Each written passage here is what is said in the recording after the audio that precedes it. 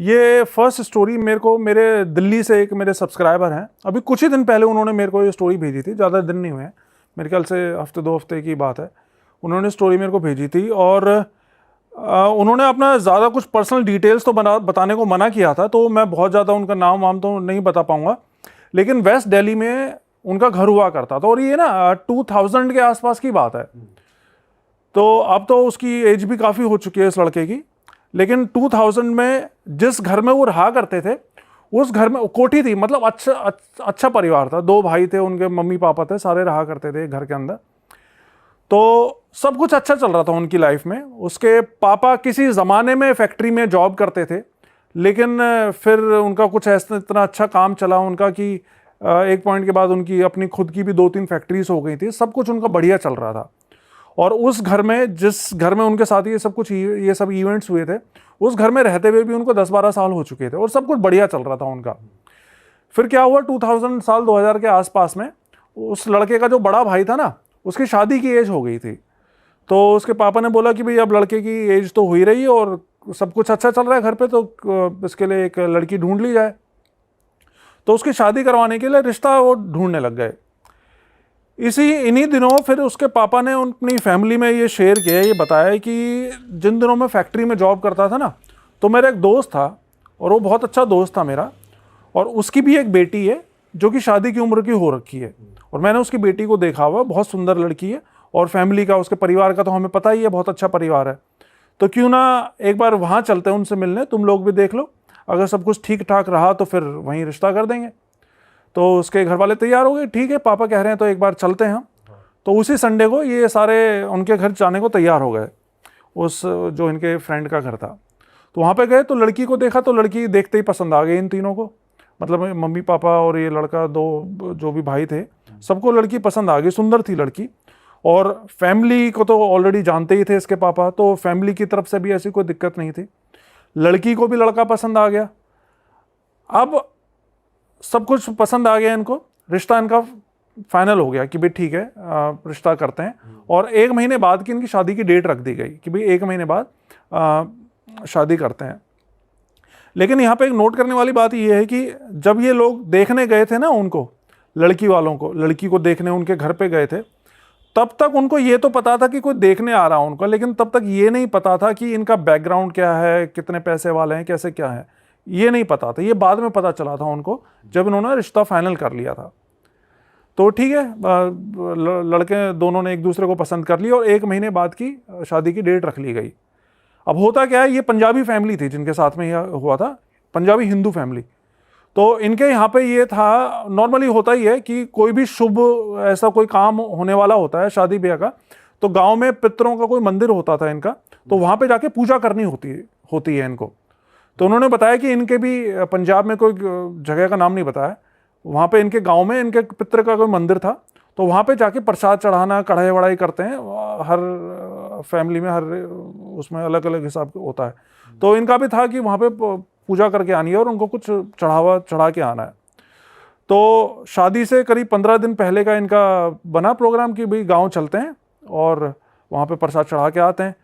तो ये तीनों ही जाने वाले थे, ये इसकी मम्मी, इसके पापा और वो लड़का जिसकी शादी होने वाली थी। लेकिन बाई चांस की बात है कि जिस दिन इनको जाना था उसे एक दिन पहले इनकी खुद की फैक्ट्री, तो उसमें कोई काफ़ी अच्छा खासा इनका ऑर्डर आ गया था, तो उसके पापा नहीं जा सके वहाँ पे पंजाब में इनके गाँव में। तो ये तीनों माँ बेटे चले गए अपना कार से वहाँ पे। तो उन्होंने जाके अपना पूजा वूजा की तैयारी करी, लेकिन अगले दिन जिस दिन पूजा होने वाली थी उस दिन सारी तैयार हो चुकी थी, तो इसके पापा भी काम वाम खत्म करके वहाँ पे पहुँच गए पूजा के टाइम पे। अब वो पहुँच तो गए, लेकिन ये लड़का बताता है कि जब पापा वहाँ पे पहुँचे ना, तो हम ये देख रहे थे कि पापा का चेहरा उतरा सा हुआ है, बड़ा मायूस से हो रखे हैं वो, जबकि इतनी खुशी का माहौल था, मतलब रिश्तेदार वगैरह सब आ रखे थे, सब खुश थे कि लड़के की शादी होने वाली है, और फैमिली का पहला बच्चा था वो, इनका पहला लड़का था जिसकी शादी होने वाली थी। तो नेचुरल सी बात है, बड़ी धूमधाम से करते हैं ऐसे। तो इन्होंने फिर, लेकिन उस टाइम पे ज़्यादा कुछ नहीं पूछा, इन्होंने पूजा वूजा करी। पूजा होने के बाद में फिर उन्होंने पापा से पूछा कि क्या हुआ पापा, कोई परेशानी है क्या, कुछ बात हुई, आप ऐसे मतलब मायूस क्यों लग रहे हैं। तो इसके पापा ने बताया कि यार वो जो मेरा दोस्त है जिसकी बेटी से शादी होने वाली है, उसकी कल रात डेथ हो गई। अच्छा। तो ये सुन के सबको एकदम से शौक लगा कि अरे ये कैसे हो गया, मतलब इतने अच्छे मौके पे एकदम से इस तरह की न्यूज़ आने तो बहुत बड़ा अपशकुन माना जाता है, और गांव में तो बहुत मानते हैं इन सब चीज़ों को। तो रिश्तेदार वगैरह तो उन सब ने ये बात सुनी तो सब ने बोला कि नहीं नहीं, ये तो बहुत बड़ा अपशकुन हो गया है और अब उस घर में आपको रिश्ता नहीं करना चाहिए, मतलब उस लड़की से आपको रिश्ता तोड़ देना चाहिए। लेकिन कुछ लोग होते हैं जो कि थोड़ा सा उसूलों वाले होते हैं, आप बोल सकते हो। उसने बोला कि नहीं, वो तो मेरा दोस्त का परिवार है, उसके बच्चे हैं, उनके घर में तो ऑलरेडी इतना मुसीबतों का पहाड़ टूट चुका है, उसके पिता की डेथ हो गई, और ऐसे में अगर हम भी उससे रिश्ता तोड़ लेंगे तो ये तो अच्छी बात नहीं है।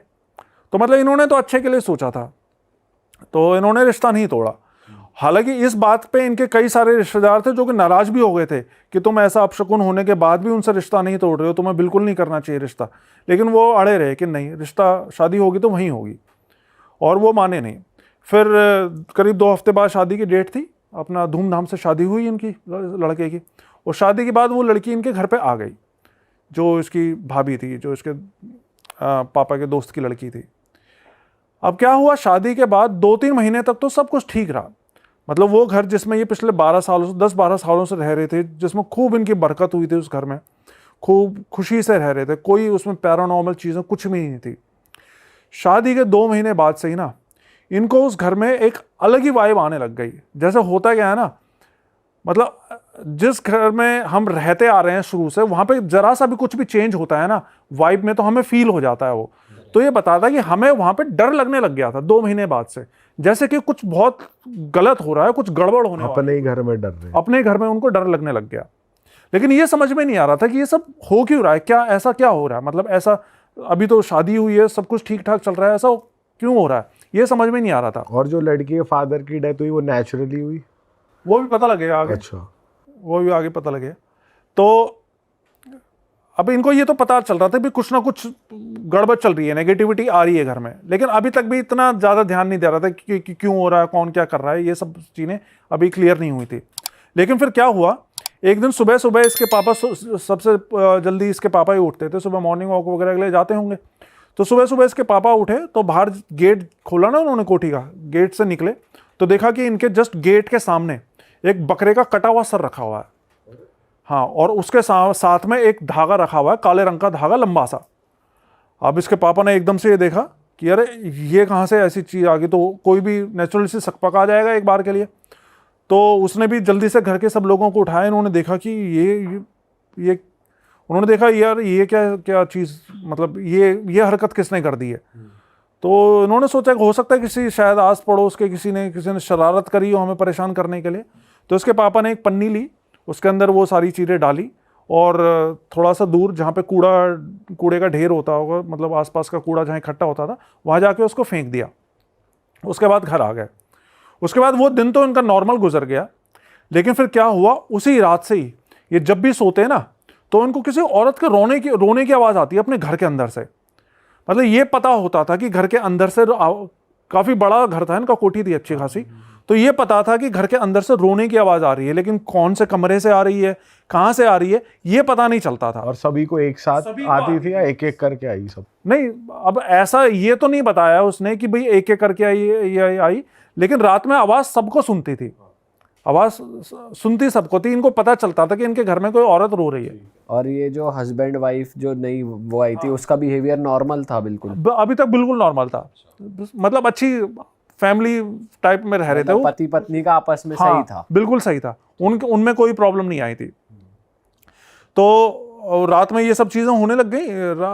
तो 3-4 दिन तक तो इन्होंने इग्नोर किया कि भाई शायद हो सकता है बाहर से आ रही है आवाज़ें।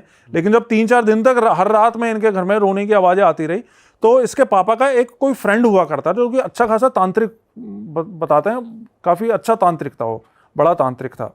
तो फिर एक दिन इसके पापा ने उस फ्रेंड को बताया कि भाई हमारे घर में पिछले कुछ दिनों से ऐसा ऐसा हो रहा है, और जिस दिन हमारे घर के गेट के पे वो सर रखा मिला था, उस दिन के बाद से ये सब चीज़ें हो रही हैं। तो उसने बोला कि अच्छा चलो ऐसा करता है, मैं आता हूँ तुम्हारे घर पे और एक बार मैं देखता हूँ कि भाई क्या परेशानी है तुम्हारे घर पे। उससे पहले इन्होंने अपनी वो नहीं देखी घर के बाहर की सराउंडिंग्स की, कहीं बाहर से आ रही हो या क्या आवाज़ है? हाँ। वो तो नॉर्मल चीज, वो तो उन्होंने हर तरीके से पता लगाने की कोशिश की कि भाई घर के अंदर से आ रही है तो कहाँ से आ रही है, घर के बाहर से तो नहीं आ रही। लेकिन घर के बाहर से नहीं आती थी, वो घर के अंदर से ही आती थी। और घर के अंदर से भी ऐसा लगता है जैसे चारों तरफ से आ रही है, कोई एक पर्टिकुलर उसका ये नहीं था कि भाई इस कोने से कोई आ रही है या उस कोने से आ रही है, ऐसा नहीं था। पूरा घर से ही वो रोने की आवाज़ आती सुनाई देती थी। तो वो इसके पापा के दोस्त आए, वो तांत्रिक जो कि काफ़ी बड़े तांत्रिक थे, तो उन्होंने आके अपनी क्रिया वगैरह करी। तो उन्होंने फिर इनको बताया कि तुम्हारे घर पे ना एक पिशाच को छोड़ा गया है और इस पिशाच को सिर्फ तुम्हारी, मतलब ये जो लड़का था इसकी मम्मी को मारने के लिए छोड़ा गया है। तो इसके पापा ने पूछा कि भाई मतलब मेरी वाइफ को मारने के लिए छोड़ा गया है, लेकिन ऐसा क्यों? हमने तो कभी किसी का कोई बुरा नहीं किया और ना मेरी किसी से कोई दुश्मनी है, हमारा तो किसी से कोई लेना देना ही नहीं है, और रिश्तेदारी में भी हमारे सब अच्छे लोग हैं, तो हमारे साथ कोई ऐसा क्यों करेगा? तो उसने बोला कि इसका तो मैं अभी जवाब नहीं दे सकता हूँ, अभी पहले मेरे को एक क्रिया करके इसको वापस भेजने दो पिशाच को, इसके बाद मैं 2-4 दिन बाद तुम्हें बताऊंगा कि किसका क्या धरा है। तो बोला ठीक है। फिर उसने अपनी क्रिया वगैरह करी, जो भी चीज़ें थी, और उस पिशाच को वापस भेज दिया। और पिशाच को भेजने के लिए कई तरह की चीज़ें भी उन्होंने मांगी थी, मिठाइयाँ, कई तरह की मिठाइयाँ, जो भी नॉर्मल तांत्रिक क्रियाएं होती हैं, उस तरीके से करके उन्होंने पिशाच को वापस भेज दिया। अब क्या हुआ, ये 3-4 दिन बीत गए। इसके बाद से वो रात में जो रोने की आवाज़ आती थी ना, वो आनी बंद हो गई। अब फिर से पहले जैसा सब कुछ नॉर्मल हो गया। लेकिन फिर 3-4 दिन बाद क्या हुआ, फिर से एक सुबह इसके पापा सो के उठे ना, तो इनका जो दरवाजा था, जो मेन गेट, वो खोल के जैसे बाहर निकले तो देखा कि सामने फर्श के ऊपर एक हरे रंग का बड़ा सा कपड़ा रखा हुआ है और उसके ऊपर मांस के लोथड़े से पड़े हुए हैं और खून के छींटे पड़े हुए हैं वहां पे।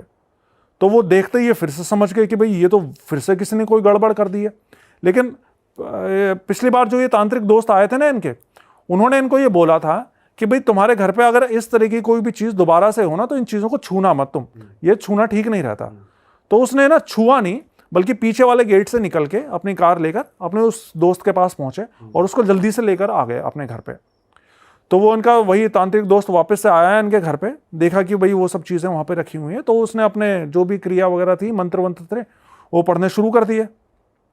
लेकिन इस बार क्या हुआ, जैसे ही उसने मंत्र पढ़ना शुरू करा ना, उसको खून की उल्टी हो गई वहीं की, अरे भाई साहब, तांत्रिक को। और जबकि वो अच्छा खासा शक्तिशाली तांत्रिक था, उसको खून की उल्टी हो गई।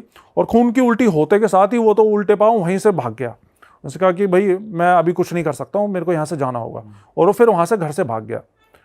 अब वो चला गया तो वो तो सब चीज़ें वहीं पड़ी थी, मांस के लोथड़े ओथड़े अभी भी घर के सामने पड़े हुए थे। फिर ये बताता है कि इसके पापा ने फिर से एक पन्नी ली और वो सब चीज़ें उठाई, एक पन्नी में बांध के साथ में जो गंदी नाली थी उसमें फेंक दिया। लेकिन फिर उसी रात को इनके साथ में पता है क्या हुआ, रात में जब ये लोग अपने अपने कमरों में सो रहे थे ना, तो इनको घर के बाहर जो इनका वो तो हॉल था जहाँ पे इनकी सारी डाइनिंग टेबल कुर्सियाँ उर्सियाँ रखी हुई थी, इनके सारी की सारी चीज़ें ऐसे उठ मतलब ऐसे हवा में उड़ने लगी जैसे कोई उठा उठा के उनको पटक रहा हो बुरी तरह, दीवारों से टकराने लगी, चकनाचूर होने लगी, किचन में जितने बर्तन थे सारे इधर उधर होने लग गए, हवा में उड़ रही है सारी चीजें। मतलब चीज ऐसे ऐसे जैसे मैं ये जैसे कप रखा हुआ है, इस कप को मैं उठा के दीवार पे फेंक के मारूंगा ना, तो इस तरीके से हो रहा था जैसे कोई उठा उठा के फेंक रहा है चीज़ों को। तो ये बताता है कि हमें उस वक्त ऐसा लग रहा था जैसे हमारे घर के अंदर पूरी कोई भूतों की भूचाल आ गया। हाँ, भूचाल आ गया, भूतों की पूरी फौज घुस गई है हमारे घर में, तो ऐसा लग रहा था हमको। और मदद वाला कोई था नहीं, क्योंकि एक वही थे तांत्रिक, और रात में ये मेरे ख्याल से 2-3 बजे की बात है जब इनके साथ में ये सब हो रहा था। तो जैसे तैसे पूरे मतलब एक कमरे के अंदर सारे के सारे दुब के रहे, और फिर जब सुबह दिन निकला ना, फिर इन्होंने जाके हॉल में देखा तो पूरे हॉल का सामान सारा तहस नहस हुआ पड़ा था। तो इसके पापा फिर से उस अपने दोस्त के पास गए, क्योंकि इनको समझ में आ गया था कि भाई ये तो कोई बहुत ही बड़ी मुसीबत घर में घुस गई है। तो ये अपने दोस्त के पास गए, तो दोस्त के पास गए तो देखा कि उसकी तो वैसी मरने की जैसी हालत हो रखी थी उसके दोस्त की, मतलब उसकी ऐसी हालत हो रखी थी वो बोल भी नहीं पा रहा था ठीक से। तो इसने अपने दोस्त को बताया सारी बात कि जी हमारे घर में तो ऐसा ऐसा हुआ, हमारा तो सारा सामान तहस नहस हो गया, और तुम भी वहाँ से उस दिन भाग गए थे, तो कुछ तो बताओ हमारे घर में ऐसी कौन सी चीज़ घुसाई है, कुछ तो हमारी मदद करो। तो उसने तांत्रिक ने बताया कि तुम्हारे घर में कोई भूत वूत नहीं आया है, तुम्हारे घर में एक सुलेमानी जिन को छोड़ा गया है। एक जिन है। सुलेमानी जिन? हाँ, जिन्नात की भी अलग अलग कैटेगरीज होती हैं, उसमें एक सुलेमानी जिन बताया जाता है। जब मैंने ये स्टोरी सुनी थी ना, तब मेरे को एक अलिफ लैला, आपको याद आता हो शायद, हाँ, याद एक होगा, शो एक आता आया था। करता था अलिफ लैला, उसमें हुआ करता था एक कैरेक्टर सुलेमानी जिन। वो सुलेमानी जिन बताते हैं ऐसा कि ये जिन्नों का सरदार होता है और उसमें बहुत बहुत ताकतवर होता है ये, मतलब बहुत शक्ति होती है, इसको हराना बहुत मुश्किल होता है, इसको काबू में करना। तो उसने बताया कि ये सुलेमानी जिन है और इसको कोई काबू में नहीं कर सकता, और ये तुम लोगों की मौत बन के आया है, इसको सिर्फ तुम लोगों को मारने के लिए भेजा गया है यहाँ पे, और इससे अब तुम लोग बच नहीं सकते। तो उसके पापा ने उसको बोला कि भाई मेरे तो बच्चे हैं साथ में, मेरी तो फैमिली है, अगर तुम ही कुछ ऐसे बोलोगे तो फिर मैं कहाँ जाऊँगा।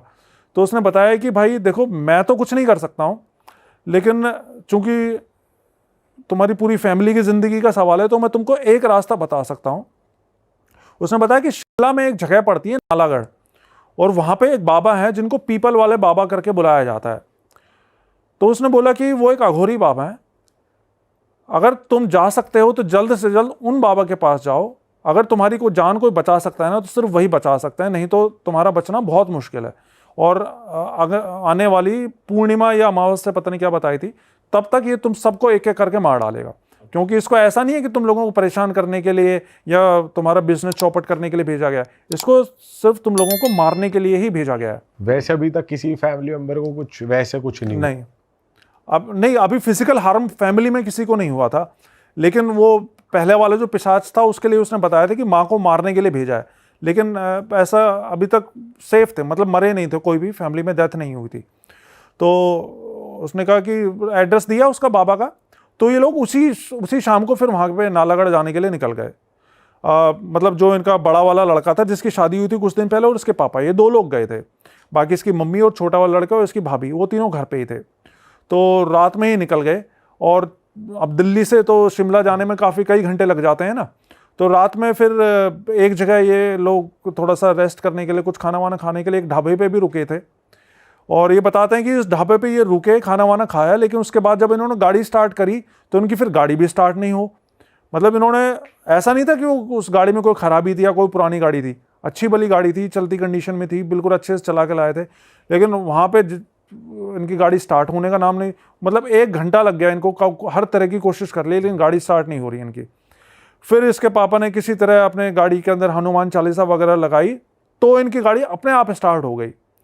और मतलब ये सुनने में थोड़ी सी फिल्मी बात लग सकती है कि मैं हनुमान चालीसा चला, लेकिन ऐसा होता है, ऐसा बहुत सी स्टोरीज में बहुत से व्यूअर्स ने मेरे को बताया कि ये चीज़ें, जैसे इस तरह के कोई भी भूतिया रास्ते होते हैं ना, कोई भी पैरानॉर्मल एंटिटीज होती हैं, तो वो इस तरीके से करती हैं, वो आपकी गाड़ी बंद कर देंगी, बाइक बंद कर देंगी, लेकिन फिर आप कुछ अपने किसी देवी देवता को याद करोगे तो एकदम से छोड़ देती हैं वो चीज़ को, वो स्टार्ट हो जाती है। तो जैसे तैसे फिर इनकी गाड़ी स्टार्ट हुई, फिर ये ऊपर, मतलब वो ऊपर की तरफ पड़ता है बताते हैं एरिया, तो ऊपर की पहाड़ों की तरफ जाए, एक तो वैसे मतलब 2000 में तो वहाँ पे इतना अच्छा भाई रोड्स वगैरह नहीं बनी होंगी। तो जैसे तैसे ये पहुँचे ऊपर, तो ऊपर पहुँचने के बाद में मतलब सुबह के 4-5 बज गए थे, दिन निकलने वाला था। फिर एक कोई दुकान वाला था, कोई शायद चाय के खोखे वाला था, उससे उन्होंने पूछा कि भाई हमको जो है पीपल वाला बाबा के पास जाना है। तो उसने बोला कि भाई थोड़ा सा आगे जाके ना, वहाँ पे आपकी गाड़ी का रास्ता तो नहीं होगा, आपको गाड़ी खड़ी करनी होगी, वहाँ से आपको पैदल आगे जाना होगा।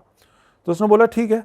तो आगे गए, तो वहाँ पे सही में फिर एक जगह जाके रास्ता रुक गया था, वहाँ से जंगल स्टार्ट हो गया था।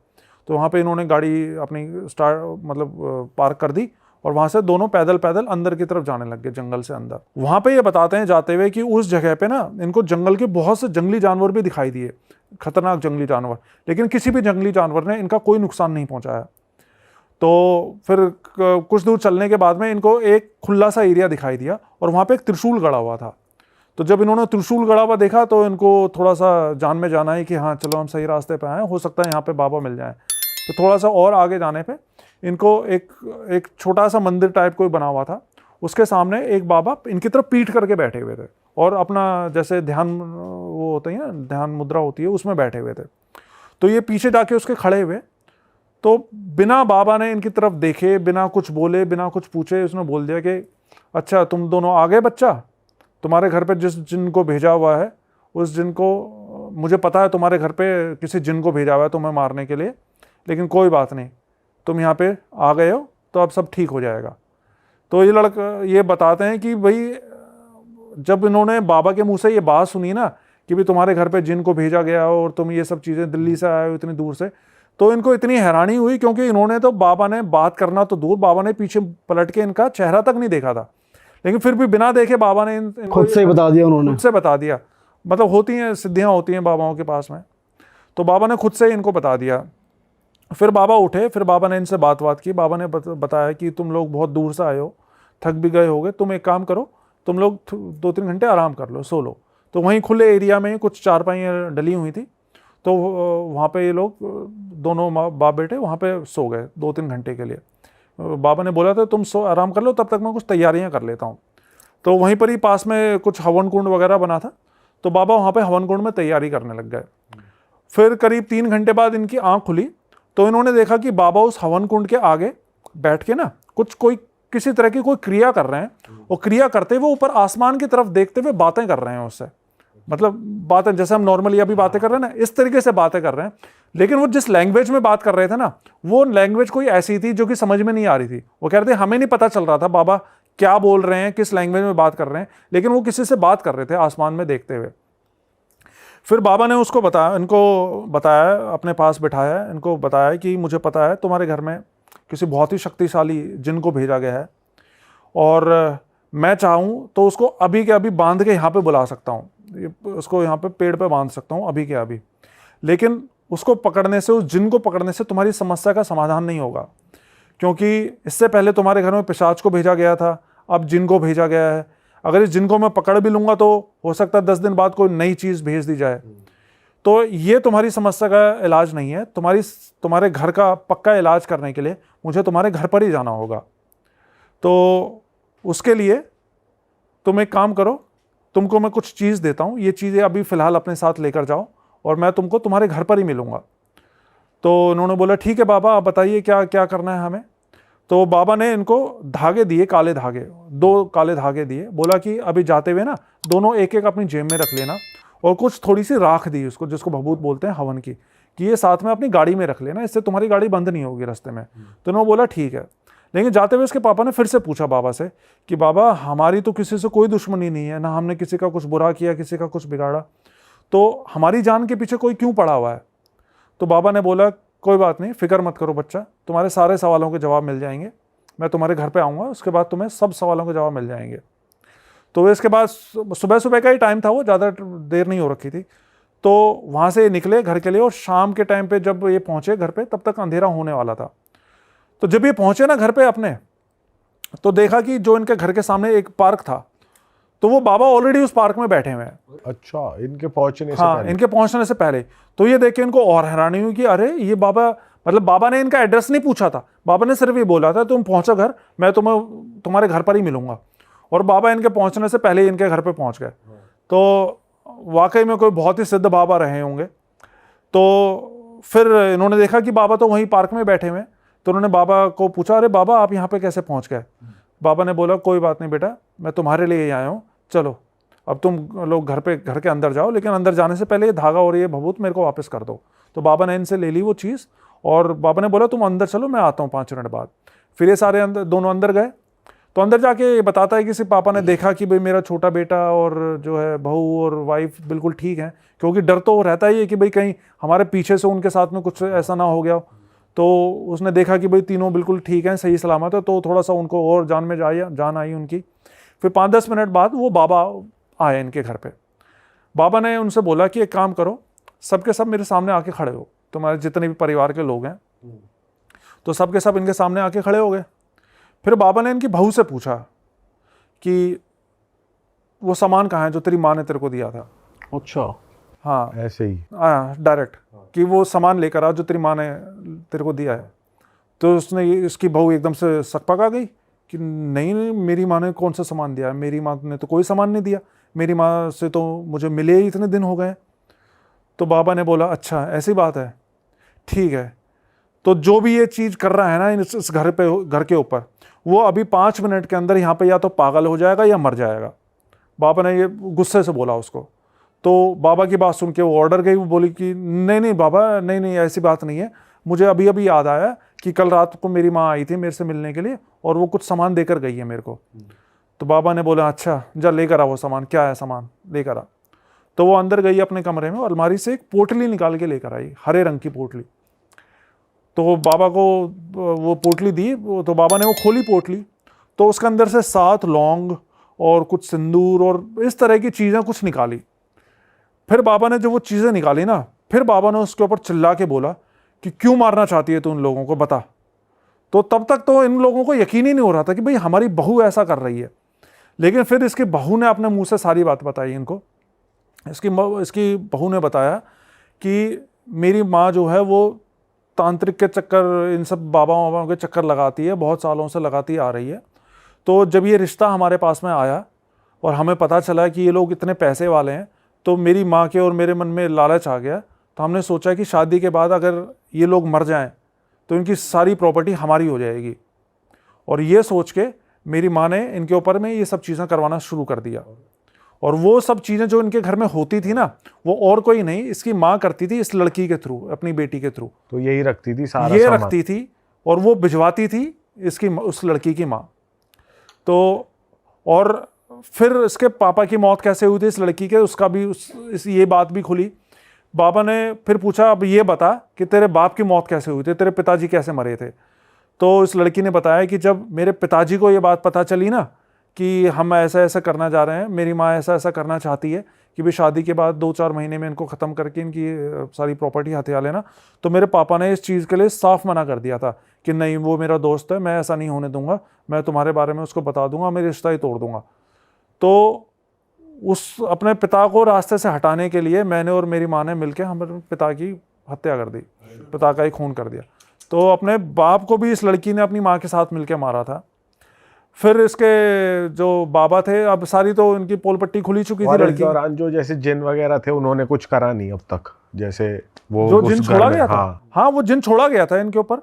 हाँ, तो घर में कोई हरकत नहीं हुई, इतने बाबा थे वहाँ? एक अभी वो कॉल करेगा हमें, जस्ट मैं जो बताने जा रहा था, वो अभी बाबा उसको बुलाएगा जिन को। अच्छा। हाँ मतलब ऐसा है ना, कुछ चीज़ों कुछ केसेस में तो अपने आप चीज़ें सामने आ जाती हैं, कुछ केसेस में उनको सम्मन करना पड़ता है। तो फिर बाबा ने इसको, जब ये सारी चीज़ें खुल गई इसके सामने, फिर बाबा ने इनको बोला कि अब तुम्हें पता चल गया है ना कि कि मैं यहाँ पे क्यों आया हूँ। मैं चाहता तो वहीं पर ही उस जिन को बुला देता, लेकिन उससे तुम्हारा घर का समाधान नहीं होता, क्योंकि कल को ये फिर और कोई हरकत करती। तो इस वजह से मुझे यहाँ पर आकर तुम्हारे बीच में इसके मुंह से ही ये उगलवाना था, क्योंकि अगर मैं भी ये चीज़ बात बोलता तो तुम लोगों को हो सकता है यकीन नहीं होता मेरी बात पे, क्योंकि ऐसी बात पे तो बड़ा मुश्किल हो जाता ना यकीन करना। तो फिर बाबा ने बोला कि अब तुम्हें सच्चाई पता लग गई है ना, तो अब मैं इस जिन का इलाज करता हूँ। फिर बाबा ने अपने जो भी क्रिया वगैरह थी, मतलब उन्होंने एक झोला ले रखा था, उसमें से कुछ राख वाख निकाली, उन्होंने मंत्र वंत्र पढ़ के पूरे घर में इधर उधर फूंका। तो जब वो फूंका ना, तो ये बताते हैं कि इनका एक कमरा था, कोई पर्टिकुलर कमरा नहीं था, एक कमरा था, उस कमरे से लंबा सा काला साया निकल, धुएं जैसा। वो सबको दिख रहा है, सबने देखा हाँ, है। सब घर के वही हैं, हॉल के अंदर ही। और सामने आके खड़ा हुआ उस बाबा के, और जोर जोर से हंसने लग गया वो साया कि अघोरी तुझे क्या लगता है, तू मुझे हरा देगा? मैं सुलेमानी जिन हूँ, सुलेमान नाम है मेरा, और ये सब कुछ छोड़ छाड़ के यहाँ से चला जा, नहीं तो हो सकता है इस फैमिली से पहले तेरी जान मुझे लेनी पड़ जाए। तो वो बाबा को ही धमकी दे रहा है उल्टा, मतलब डरने के बजाय। तो बाबा ने कई तरह की क्रियाएं वगैरह करी, लेकिन उसको ऐसा लग रहा है जैसे कोई असर ही नहीं हो रहा उस जिन को। वो खड़ा अपना हंस रहा है वहाँ पर जोर जोर से। फिर बाबा ने इनसे बोला कि तुम एक काम करो, तुम सारे घर से बाहर निकलो, मैं कुछ करता हूँ। फिर ये सारे घर से बाहर गए।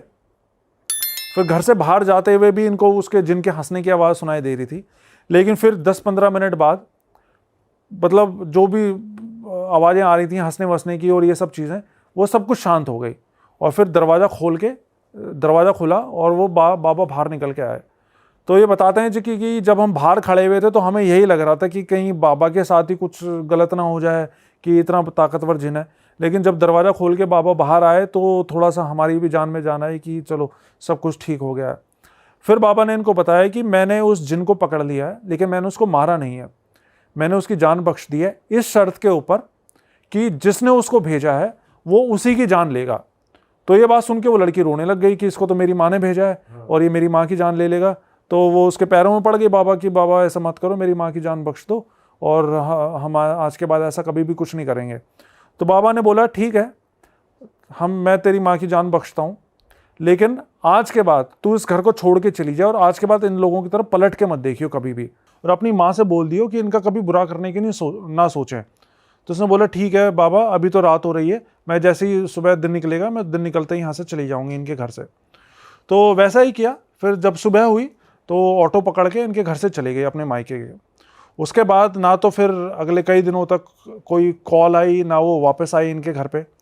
लेकिन फिर बाबा जब सुबह जा रहे थे इनके घर से ना, तो बाबा ने बोला कि ठीक है मैं जा रहा हूँ तुम्हारे घर से, लेकिन जाते हुए मैं तुम्हारे घर को एक बार सुरक्षा कवच से वो कर देता हूँ, बांध देता हूँ, जिससे कि अगर दोबारा से कोई भी तांत्रिक प्रयोग या कोई चीज़ भेजी जाती है तुम्हारे घर पे, तो मेरे को वहाँ पे अपने धाम में बैठे बैठे पता चल जाएगा कि भाई तुम्हारे घर पे कुछ चीज़ आई है, और मैं वहीं उसको बांध के बुला लूँगा। तो इसके बाद ये चले गए, बाबा अपने वहाँ चले गए, और वो उनकी बहू भी अपने मायके चली गई। उसके बाद ना कोई कांटेक्ट हुआ, नहीं हुआ।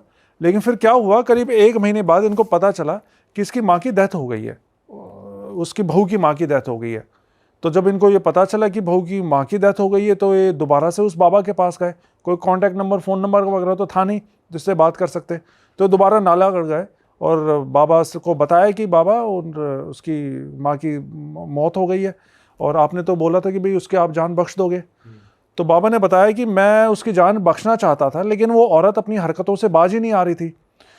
उस दिन जब वो उसकी लड़की चली गई तुम्हारे घर से, उसके बाद उसी रात को उसने एक बानो नाम की चुड़ैल को तुम्हारे घर पे भेजा था, लेकिन चूंकि तुम्हारे घर पे सुरक्षा कवच लगा हुआ था तो उसको वो अंदर घुस नहीं पाई, और उसको बांध के मैंने यहाँ पे बुला लिया।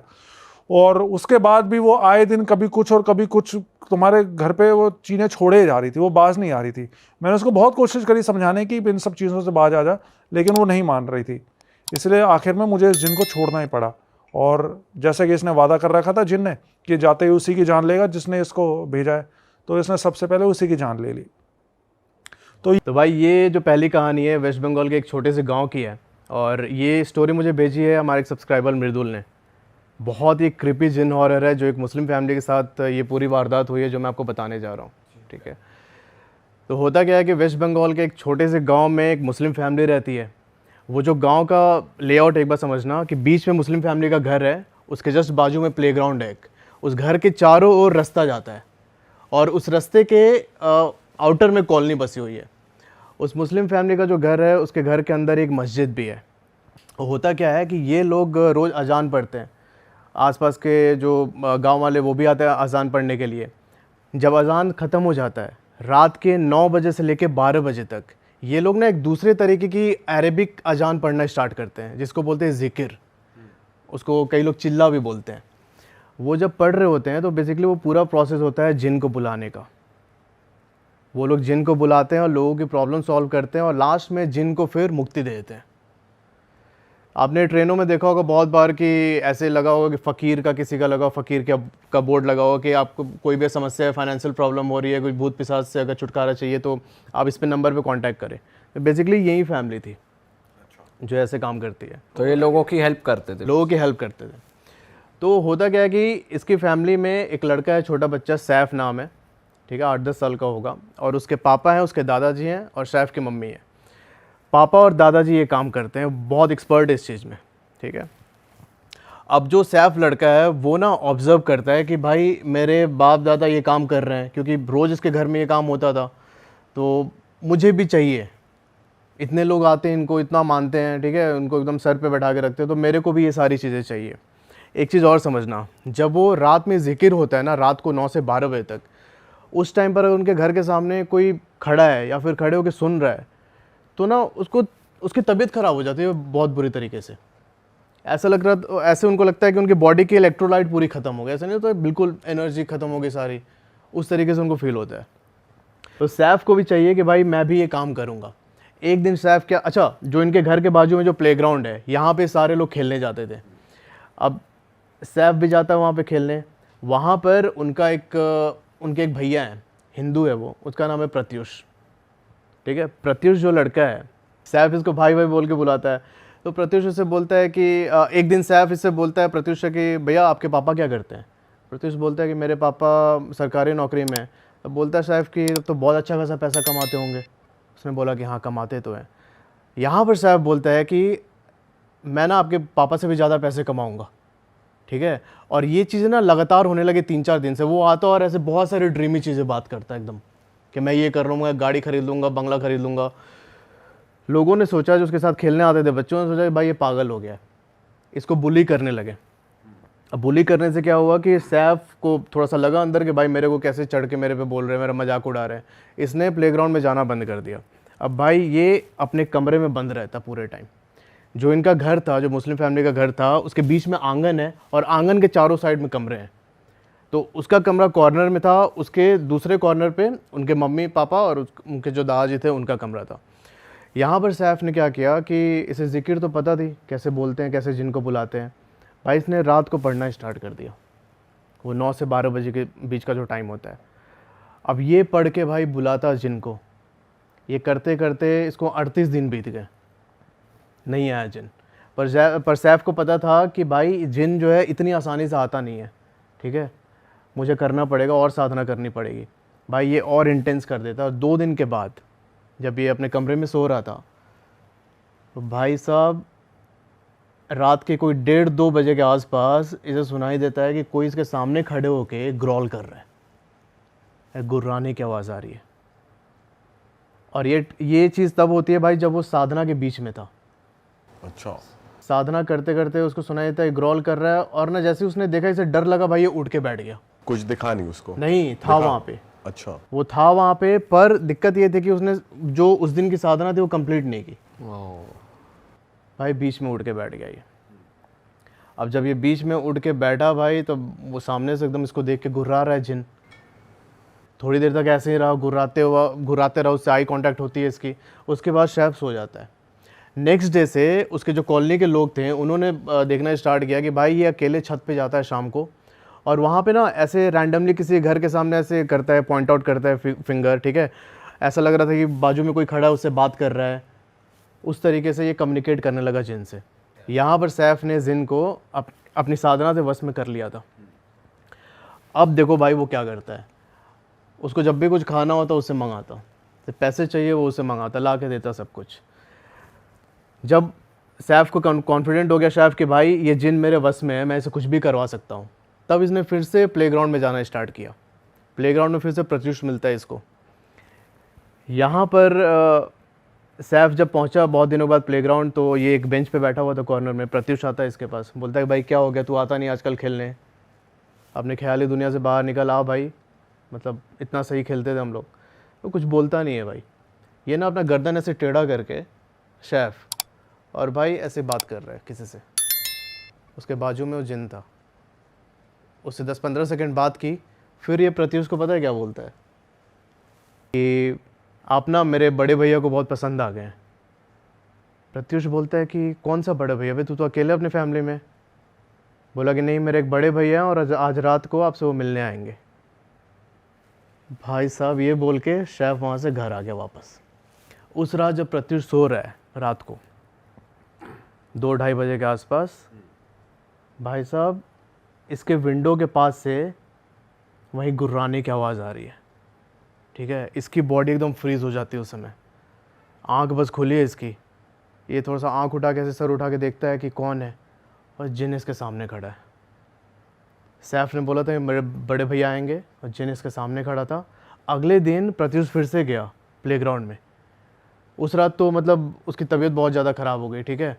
जैसे जैसे उसने मैनेज किया प्रत्युष ने। अगले दिन जब पहुंचा प्लेग्राउंड में, सैफ आता है, बोलता है कि भैया आप मेरे बड़े भैया आए थे ना आपसे मिलने। बोलते कौन से बड़े भैया? नहीं, रात को जो आए थे ना आपसे मिलने कल, वही है मेरे बड़े भैया। इसकी फट लेती है भाई बहुत बुरी तरीके से। उसके बाद से अगले 6-7 दिनों तक ये आया नहीं, मतलब प्लेग्राउंड में जाना ही बंद कर दिया प्रत्युष ने। इसकी मतलब तबीयत ख़राब रहने लगी बहुत बुरी तरीके से। अब इसके बाद सैफ क्या करता है कि इसने सोचा कि अब मेरे को प्रूव करना है लोगों को कि मैं भी उनके प्रॉब्लम सॉल्व कर सकता हूँ। उनको कोई फाइनेंशियल प्रॉब्लम है, कोई रोग है, तो मैं भी जिन से ठीक करवा सकता हूँ। यहाँ पर इसने डिसाइड किया कि पर यह होगा कैसे। ऐसे तो इसके बाप है, दादा है, ठीक है, कोई इसके पास क्यों आएगा। तो इसने सोचा कि भाई मेरे को प्रूव करना है। तो इसने पता है क्या प्लान बनाया कि भाई मैं इस जिन से अपने दादाजी को परेशान करवाऊँगा। और जब वो बिल्कुल आखिरी स्टेज में चले जाएंगे, मतलब कुछ भी हल नहीं निकल रहा है, तब मैं जिनको ऐसे मतलब सबके सामने बोलूँगा कि भाई ठीक कर दादाजी को, तो ये ठीक करेगा और लोग मेरे को मानने लगेंगे। पर ये सैफ का प्लान भाई बुरी तरीके से फेल होता है। इसने जिन को छोड़ तो दिया दादाजी के ऊपर। अब दादाजी के ऊपर जब छोड़ा तो जिन उनको बहुत परेशान करने लगा, ठीक है। उनकी तबीयत एकदम बेकार होने लगी दादाजी की। वो क्या करते, दिन में चेयर पे जाके बैठ जाते घर के आंगन में और ना एकदम सर ऐसे ऊपर करके एक टक बस ऊपर की तरफ देखते रहते। पर जैसे दादाजी खुद एक्सपर्ट थे तो वो खुद डील नहीं कर पा रहे थे। जब इनके पापा को पता चला तो उन्होंने यही सोचा कि भाई हो सकता है हम इतना ज़्यादा ट्रीटमेंट करते, इतना जिन को बुलाते हैं तो मे बी उसका साइड इफेक्ट हो, उससे कुछ किसी जिन ने कुछ किया हो। भाई ये अपनी विद्या लगा के दादाजी के ऊपर छोड़ते कि भाई ठीक हो जाए दादाजी। पर भाई वो ना इफेक्ट ज़्यादा दिन तक रहता नहीं, 2-3 दिन रहता, फिर से ये जिन हावी हो जाता है। अच्छा, फैमिली में किसी को पता नहीं कि ये छोटा लड़का सैफ है, ये उस समय 38 दिन तक इसने वो किया था, जिन को एक्टिव क्योंकि मैंने बताया ना कि वो एक कमरे में कॉर्नर में उसका कमरा था, दूसरे कॉर्नर में इनका कमरा था, तो भाई रात को कमरा बंद करके वो ये काम करता। जो ये जिकिर होते हैं जैसे अजान पढ़ते हैं वो तो बिल्कुल माइक पे पढ़ते हैं ना, जिकिर जो होती है भाई बिना माइक के एकदम ऐसे चैंट करते हैं घर के अंदर बैठ के। फिर क्या होता? तो ये सीन था। तो फिर उसने दादाजी पे छोड़ा। दादाजी 1 महीने के बाद उनकी तबीयत बहुत ज़्यादा ख़राब हो गई। तब इसने अपने जिन को हुक्म दिया कि भाई जाके ठीक कर। पर मैंने बताया था कि सैफ वो जो था उस रात बीच साधना से उड़ गया था, डर के मारे बीच में छोड़ दिया था उसने। तो ये जिन को हुक्म देता भाई ठीक करो जाके, पर ये उसकी बात ही नहीं मानता। पर अब तक तो मान रहा था। नहीं, बता रहा हूँ भाई, सैफ ने बहुत टाइम से उससे काम करवाया था। मैंने आपको बताया था कि जिन जो आते हैं उनकी एक शर्त होती है कि भाई तुम मेरे से काम करवा रहे हो ठीक है, पर उनको ना बाद में मुक्ति देनी होती है। अच्छा। अब ये मुक्ति देने वाली जो विद्या थी ये सैफ के दादाजी और उसके पापा को ही आती थी। अच्छा। अब जिन से जिन उससे यही बोलता कि इतना मतलब इतने दिन से मैं काम कर रहा हूँ भाई, मुक्ति चाहिए मुझे। नहीं मानी बात उसने, जिन ने इसकी, सैफ की बात जिन ने नहीं मानी। दादाजी ऑफ हो जाते हैं। अच्छा। अब सैफ ने सोचा कि भाई ये जो जिन है ना ये मेरी बात नहीं मान रहा है और शायद इसके बस की बात नहीं है किसी को ठीक करना, ठीक है। उसने एक बार और ट्राई किया कि भाई तू जाके दादाजी मेरे उनके डेथ हो गई तो उनको जिंदा कर। मैंने मना कर दिया, नहीं, जिन ने। तो इसने सोचा कि भाई इसके बस की बात नहीं है, ये उतना पावरफुल नहीं है, तो मैं ना एक और साधना करता हूँ, मैं इससे पावरफुल जिन की कॉलिंग करूँगा मैं उससे, ठीक है। भाई फिर से स्टार्ट करता है। कुछ टाइम के बाद एक और प्रकट होता है उसके सामने जिन, उसी तरीके से। पर इस टाइम जो जिन प्रकट हुआ था भाई, जैसे अपने हिंदू में क्या होता है कि भूत पिशाच प्रेत और सबसे टॉप लेवल पे होता है ब्रह्म राक्षस, वैसे ही इनके में भी होता है। जिन का जो बिल्कुल टॉप वर्जन जो होता है वो आया इनके सामने, सैफ के सामने। अब 10 साल का बच्चा, उसको क्या दिमाग है यार, उसको समझ में आ नहीं रहा कि मैं क्या कर रहा हूँ। उसने भाई जिन को छोड़ दिया अपने पापा पे कि उनको जाके परेशान करो और फिर मैं ठीक करूँगा। यहाँ पे सैफ ये नहीं समझ पा रहा था कि भाई तुमको उसको मुक्ति भी देना है, वो तुम्हें नहीं आता। और उसी मुक्ति ना देने की विद्या के कारण ये सारे जिन बाद में इसको अपोज करने लगते हैं। अभी पहले वाला जिन भी एक्टिव है और ये सेकंड वाला भी आ गया। पहले वाला जिन भी एक्टिव था, उसको मुक्ति तो मिली नहीं थी, ये और गुस्सा हुए पड़े सैफ पे, है ना। तो इसने अपने पापा पे छोड़ा, पापा की तबीयत वैसी ख़राब हुई, 1 वीक के अंदर इसके पापा भी ऑफ हो जाते हैं। तो जो नया वाला जिन था उसने भी बात मानी नहीं इसकी। मतलब इसने कोशिश की कि मेरे पापा क्या कहते हैं जब डेथ हो गई उनके तो उसको ज़िंदा करे, तब भी नहीं मानता ये बात। अब सुनो भाई असली खेल क्या होता है। अब जो सैफ था इसकी तबीयत भी बहुत ज़्यादा ख़राब रहने लगी, ठीक है। दो जिन पहले ही इससे एकदम उखड़े पड़े हैं। इसने मतलब इसकी जो फैमिली थी, फैमिली में से इसकी मम्मी बची थी और इसके एक चाचा थे दूर के। इन दोनों ने सैफ को लेके हॉस्पिटल गए, डॉक्टर के पास, ठीक है। डॉक्टर के पास गए, वहाँ पे डॉक्टर ने बोला कि इसको एडमिट करना पड़ेगा। 3-4 दिन तक सैफ एडमिट रहा। उसके बाद क्या होता है कि एक रात कॉल आती है इनके घर पे हॉस्पिटल से, भाई जो ये सैफ लड़का है ये ना एक बेड से दूसरे बेड पे छलांग मार के पहुँच रहा है। यहाँ पे जो भी हॉस्पिटल के स्टाफ उनको बहुत परेशान कर रहा है, किसी के कंट्रोल में नहीं आ रहा, तो आप लोग इसको लेके जाइए। तो जैसे तैसे कुछ भी करके सैफ को फिर घर लेके आते हैं। घर लेके आए तो उसके बाद फिर इन्होंने सोचा कि इनको पता चल गया कि भाई ये नॉर्मल चीज़ें नहीं है। इन्होंने फिर सैफ को एक झाड़ फूँक करने वाले उनके पास लेके गए, दिखाने के लिए कि भाई क्या है। तब उन्होंने बोला कि भाई जो आप सैफ को सामने देख रहे हो ना, इसका बस शरीर ही है सामने, इसके अंदर इसकी रूह भी नहीं है।